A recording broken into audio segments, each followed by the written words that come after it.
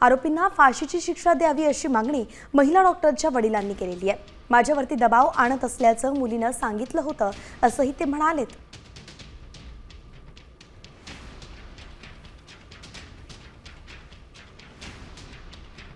माणूस होता, कोण दष्टपुष्ट होता, कोण होता आणि काही मला माहिती नाही। सर तुम्ही मॅडमचे वडील का? म्हणलं हो। आणि मग काही लागलं तर मला सांगा। आता माझ्या मनात काही नाही। तितक्यात आमच्या मुलीनं बघितलं आणि माझ्या हाताला धरून लावून घेतलं। म्हणले जाऊ दे, त्यांचं काय काय आपल्याला काय गरज आहे यांची, असं म्हणले बाहेर आलो। कुणाला बी असं बोलत जाऊ नका, ही लोक म्हणले काहीतरी असं माझ्यावर दबाव आणाय बघतात म्हणले, त्याच्यामुळे बोलत जाऊ नका। हे तर घडलंयच, पण आता इथून पुढच्या तरी मुलीवर असा अत्याचार होऊ नये म्हणून करता त्या लोकांना शिक्षा फाशीचीच झाली पाहिजे।